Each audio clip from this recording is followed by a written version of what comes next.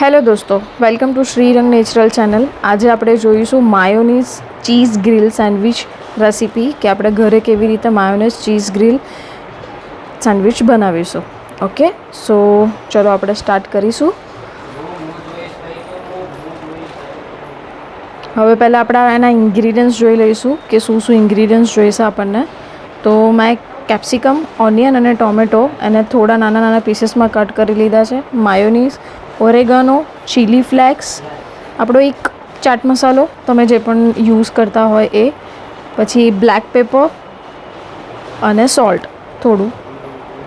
Okay, તો હવે આપણે જે વેજીટેબલ્સ છે એને કટ કરી લીધા છે.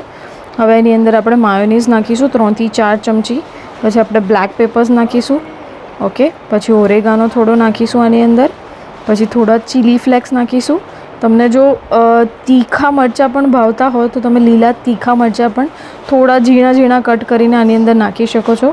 પછી આપણે ચાટ મસાલો નાખીશું આની અંદર. ઓકે, અને એને પરફેક્ટલી હલાવી દઈશું પ્રોપરલી. અને થોડું જો માયોનીઝ મને ઓછું લાગે છે તો મેં થોડું માયોનીઝ વધારે નાખ્યું છે. ઓકે, પછી માયોનીઝ અને પ્રોપરલી આપણે એને સ્ટર્ડ કરીને પછી એની અંદર આપણે ચીઝની ક્યુબ છીણી દેવાની. જે પ્રોસેસ ચીઝ છે એ આપણે અંદર એડ કરી દીધી છે. એટલે શું કે આપણે જ્યારે આને ગ્રીલ કરીશું સેન્ડવિચને ત્યારે આપણી આ ચીઝ છે ને અંદર મેલ્ટ થઈ જશે. ઓકે, તમારે ઉપરથી નાખવી હોય તો તમે ઉપરથી પણ નાખી શકો છો. ઓકે, હવે એના માટે આપણે સેન્ડવિચ માટે ચટણી રેડી કરી દઈશું.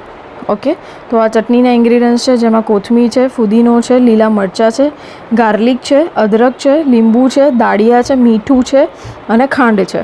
હવે આ બધાને એક મિક્સરમાં ક્રશ કરી નાખવાના એટલે તમારી ચટણી રેડી થઈ જશે. ઓકે, હવે આપણે આ ચટણી બનાવી દીધી છે. હવે આપણે સેન્ડવિચ બનાવવાનું ચાલુ કરીશું. તો મેં છે ને આની અંદર ઘઉંની બ્રેડ લીધી છે.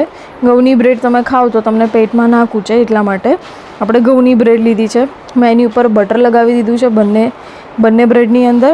ઓકે, હવે આની ઉપર આપણે ગ્રીન ચટણી લગાવી દઈશું જે આપણે બનાવેલી છે બંને સાઈડ.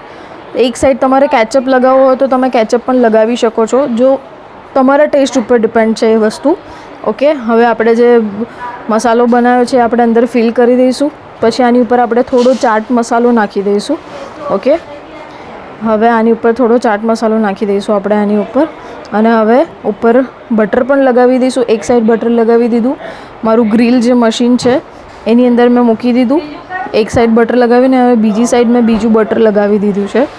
ઓકે, હવે આપણે આને ગ્રીલ કરી દઈશું. ઓકે, તો તમારી પાસે પેલું મોટું ગ્રીલ ટોસ્ટર હોય તો તમે એમાં પણ કરી શકો છો.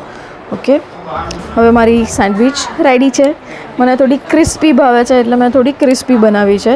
અને જો તમે આને ક્રિસ્પી બનાવશો તો જ એનો ટેસ્ટ વધારે સારો લાગશે તમને. સો આ મારી grill mayonnaise cheese grill sandwich તૈયાર છે. ઓકે, તો તમે પણ તમારા ઘરે આ રેસીપીને ટ્રાય કરજો. તમને કોઈ પ્રોબ્લેમ હોય કે કોઈ ક્વેરી હોય તો તમે મને નીચે કમેન્ટ બોક્સમાં